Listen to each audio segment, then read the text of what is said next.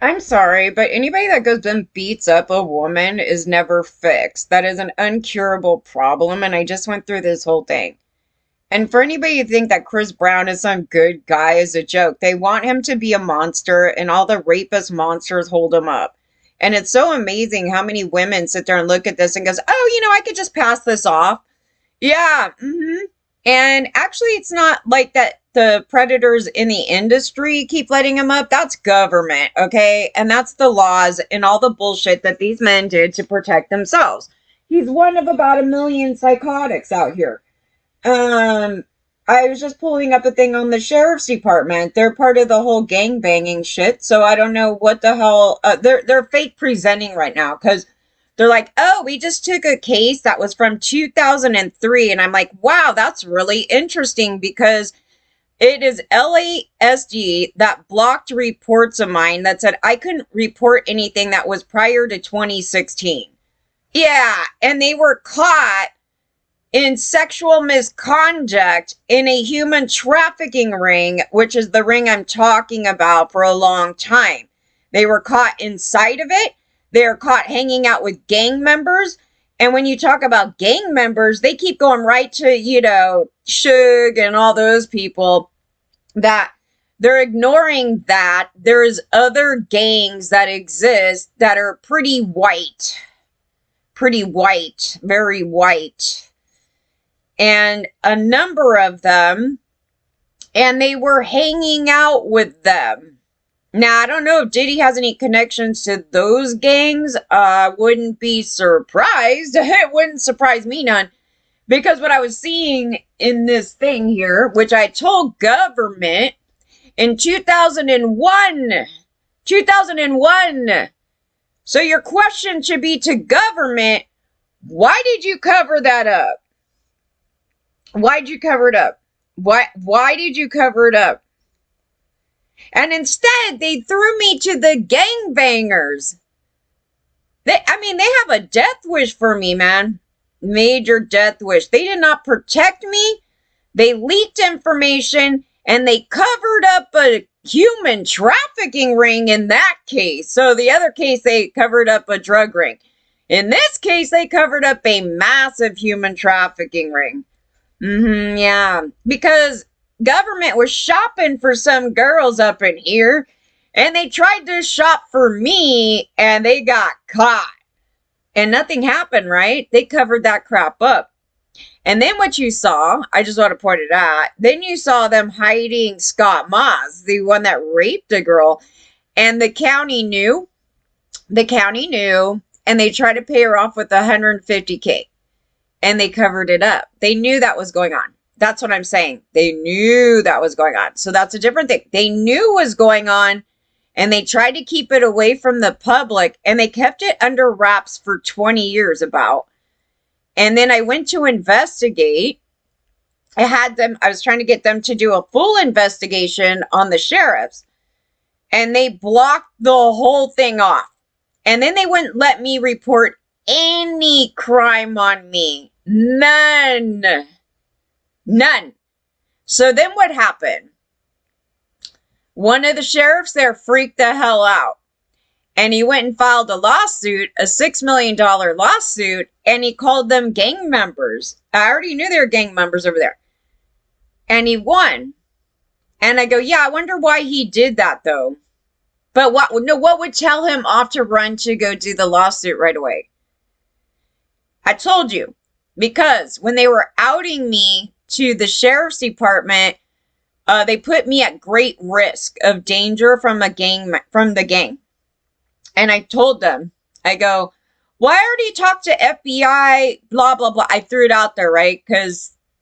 So they don't get any fucking ideas. And instead, what happened was they started reciting their rights, that they don't have to answer any question. Like, I'm not with FBI. I never said I was with FBI. I think they thought, maybe they thought they were being taped. But if they thought they were being taped, then the conduct on the phone should have got them busted already, because they wouldn't take any report. So they were denying any reports and they wouldn't look into it.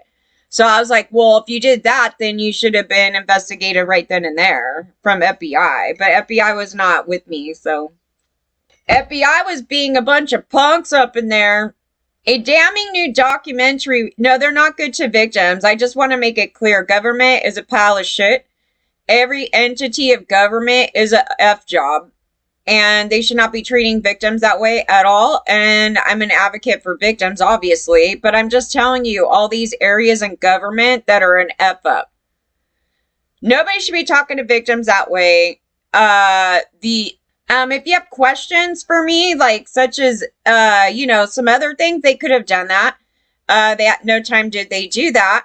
And then I started bringing up something else because another case, there was some connections to some other people, but I said I wasn't sure. And then all I got was this really terrible treatment on the phone from a tank of people, which I've never actually got transferred like that before. The only time I ever actually was talking to an agent at FBI, like in a full, conversation like that, was for the Golden State Killer. Because of that other thing going on over there. So, no, but the way they were treating me as a victim for all of it has been atrocious. They also don't consider that the conduct on me as a kid from said person wouldn't cause major problems, and it did. Because they think that men can just terrorize little girls, for a long time. Why not? Chris Brown's history of violence has never been so thoroughly elucidated as it is in the new documentary premiering this weekend on Investigation Discovery. Brown is a self-avowed abuser of former girlfriend Rihanna. Because it only matters when he hits, a celebrity, because then she's like, we should only care about celebrities or something, and it's only valid when it happens to a rich person. Oh, and I do want to point out, why the general population does this thing to give an excuse to commit hate crimes on poor people? If you noticed when people make allegations, what is the number one comment they say? Gold digger. So when you see someone like Rihanna, they don't go gold digger. No, because they have money, right? So they get the automatic, oh, we should only listen to rich women. And that's why I started dragging Madonna too, because it came out of her filthy mouth, dude. I'm like, what are you going on about? Yeah, so she's trying to play classism. She's worried about ageism. Well, I mean, if you're old and you're running with some old white shit, yeah, that's a problem. Don't sit there and try to put yourself above everybody else, that we should listen to you, but you should run over me. Oh, you should, totally. Who he horrifically battered on the eve of 2009 Grammy Awards, and in the years since, he's been the subject of lawsuits, accusations, multiple women who claim that he physically, verbally, emotionally, or sexually assaulted them. Like he would ever seem like he was such a nice, sweet guy. I mean, none of these men. None of them. None of them. In terms of vile reputations, only a few celebrities have him beat, such as Diddy, who was a longtime friend of Brown's. Of course, that's what I said. Rapists love rapists, right?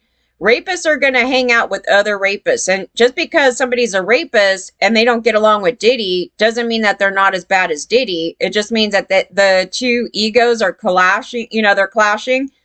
So, yeah, that's a problem with these little rapist dudes, is that their egos are so fucking blown up, they can't see past their own ass. So, yeah, that's that thing. So who was a longtime friend? And they're very vindictive. Oh, God, they're so vindictive. They're passive aggressive. They're annoying. They're like children. Who was a longtime friend of Brown's and was even the host of a get-together where Brown allegedly raped an aspiring dancer. At the time, Brown indirectly denied the reports with his Instagram message. Whenever I'm releasing music or projects, well, isn't that always, they try to pull some real bullshit.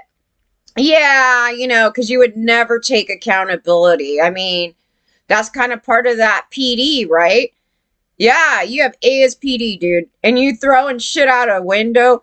I mean, his whole thing is the classic sociopath. I mean, I don't take any accountability. I never done no wrongs, nothing, and I'm going to get pissed and throw shit all over the place. And you're going to say that You're trying to claim that I'm not a really nice guy. Really? Okay.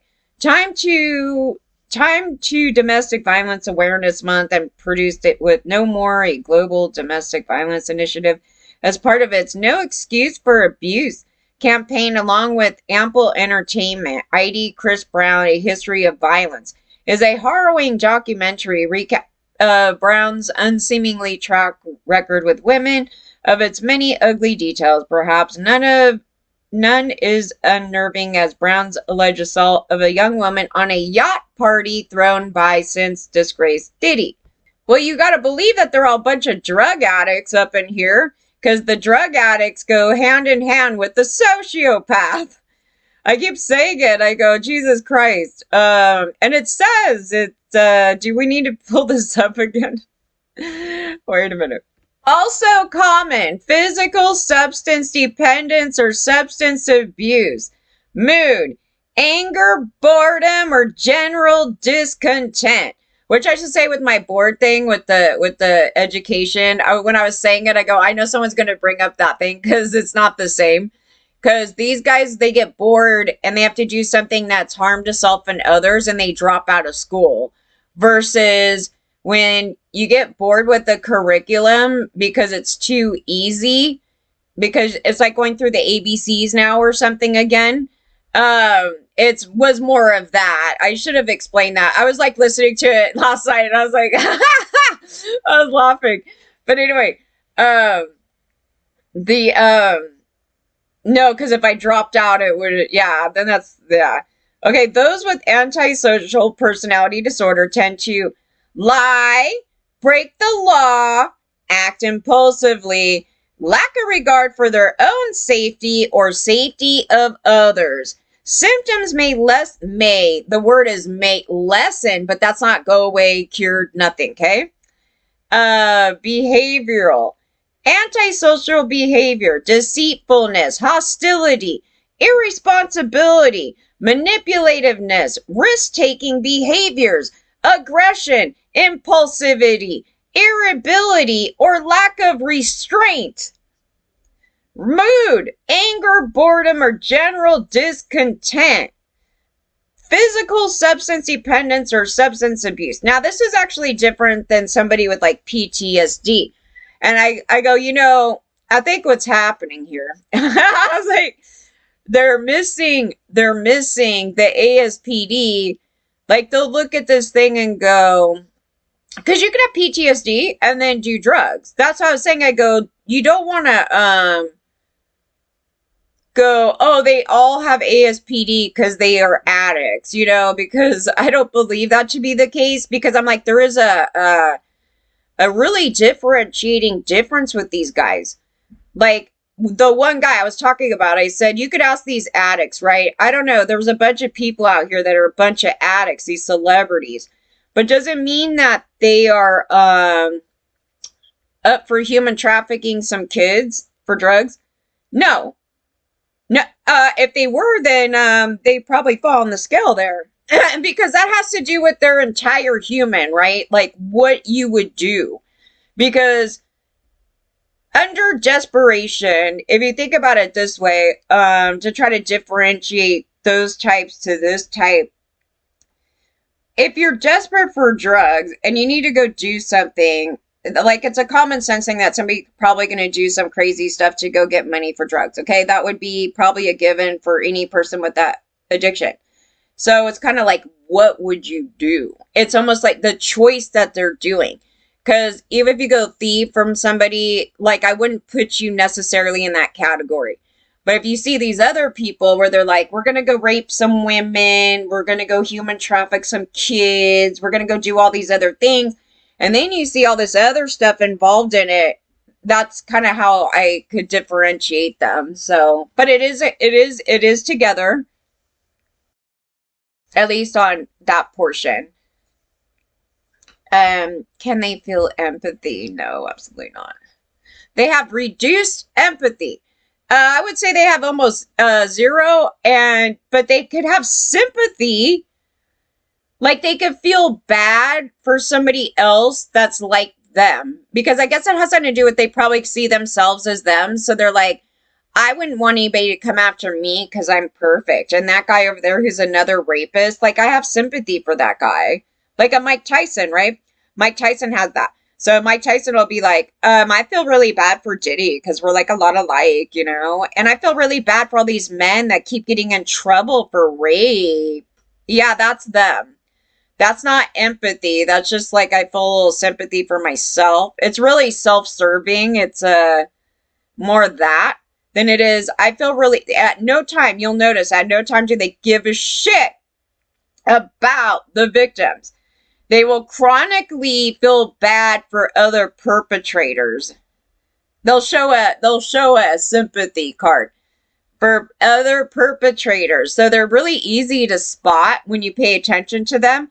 I go, oh, when did you ever see him go, oh my God, my heart goes out to these victims? No, no, no, no. They start fully focused on the perpetrator and go, I don't believe that he did that. He's really nice, you know, all these things. And they say F the victim. Like they have no concept. They don't care. And it could be people that are not even being accused right now. Listen to how they speak about the perpetrator that's being in question. So there's a lot of ways to differentiate and try to figure them out, because that is definitely one way too. So where they put their, focus and care on, which isn't the victims, it'll always be the perpetrators. Okay. So, but I call them socias, the antisocial personality disorder.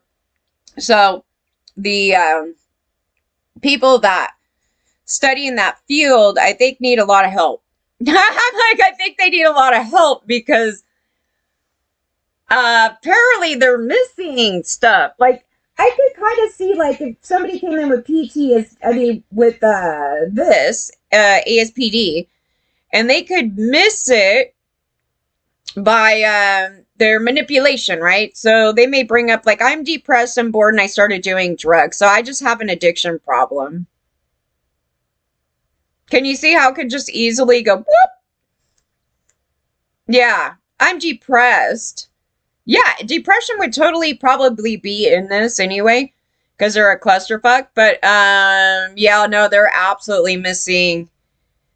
Oh, they're missing so much. And I'm like, the hell? That's why I said, take your comments and shove them where the sun don't shine. And take those comments and take them to your doctor. Take them to your therapist. Take them to your whatever. And show them what you've been posting. And then come back to us. If they said that was PTSD, they should all be fired. So that's the thing there. Okay, so then it goes, hiding her face on camera and identifying herself as Jane Doe in order to shield herself from online harassment and hate. The victim takes viewers step by step through the story. I just think it's funny that she would even get online harassment or hate from a guy that openly beats women and hates them. You know what I mean? Like, who are these people, right? Who are these people that want to harass her? Bunch of gangbangers, maybe, and a bunch of jealous ass women that think he's hot.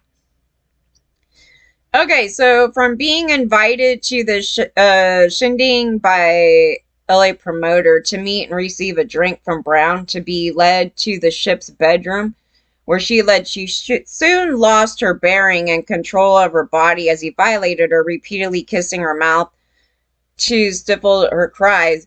Chris Brown raped me, she proclaims, and I could say that, and I know it for a fact, instead of telling myself that it wasn't. It was rape. And they go, are you sure you don't want me to call a victim's advocate?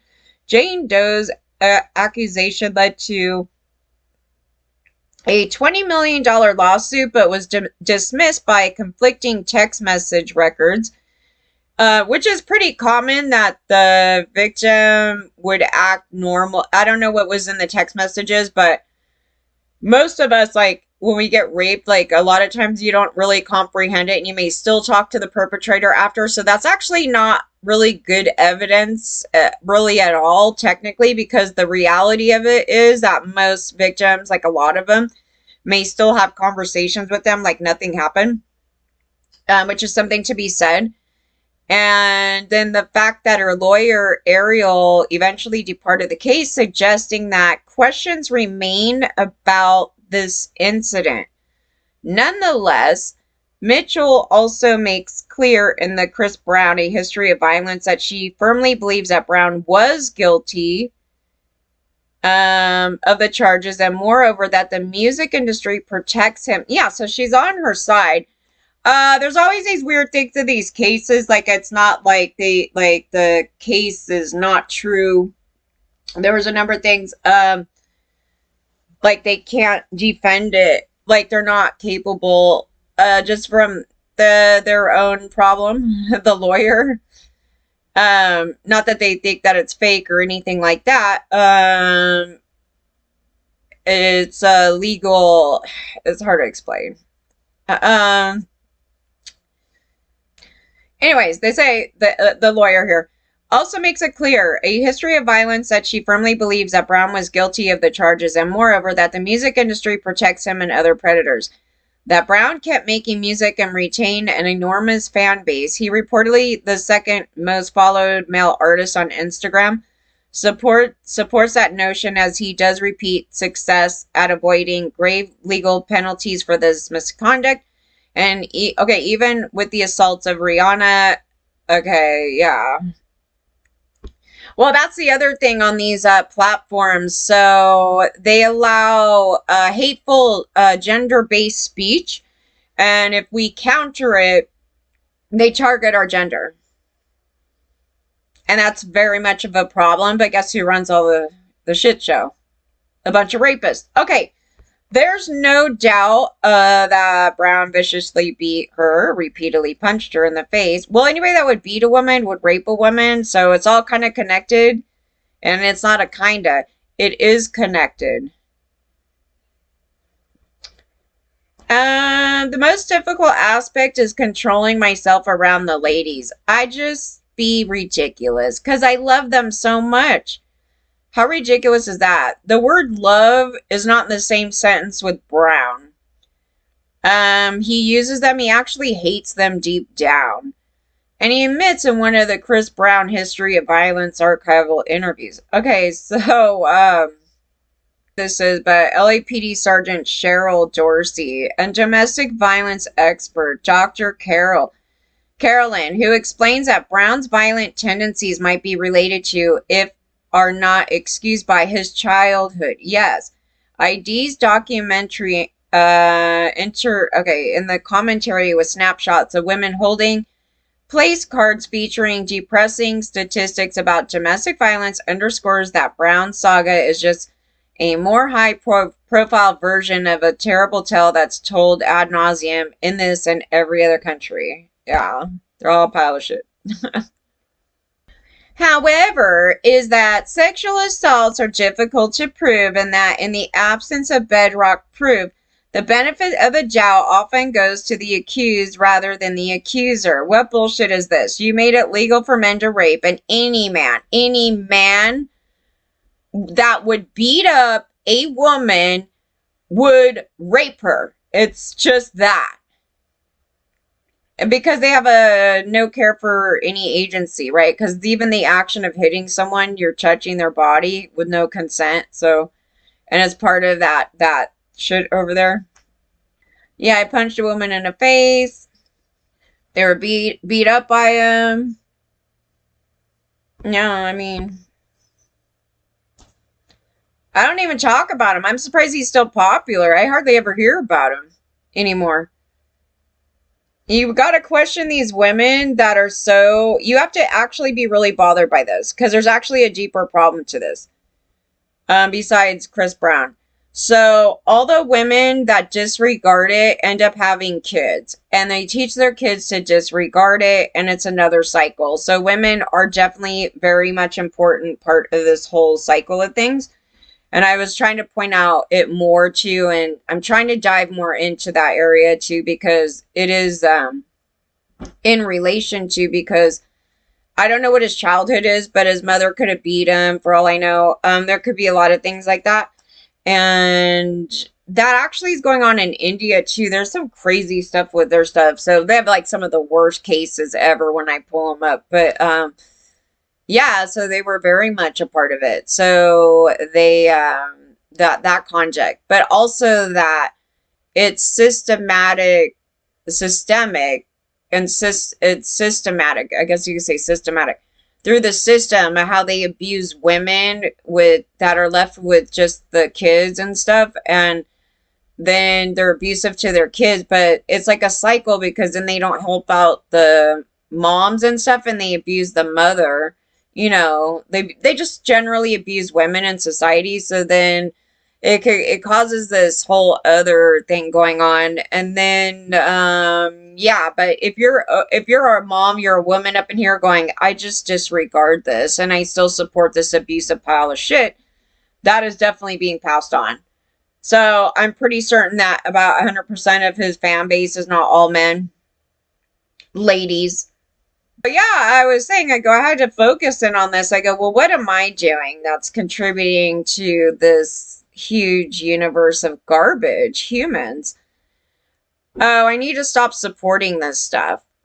It's actually not that hard to stop supporting this stuff. It doesn't feel great, but I have to because it's just me as a victim enabling other perpetrators. So, and what's the number one thing that the perpetrators try to do? They try to manipulate you to feel bad that you no longer support them. And then, oh my God, are they vindictive? I'm like, I don't even want to talk about these people anymore. And then they keep coming to me or doing shit. And I'm just trying to move on because it's a really bad part of my life. And it's like, these people have been doing stuff the whole time. And I've explained it to no end. And if you actually followed the whole thing for like over a decade, I think people would have picked it up, like what was going on there. So I just want to move on because those people are major negativity to me. And they're not good people, and for them to try to play this game is just beyond.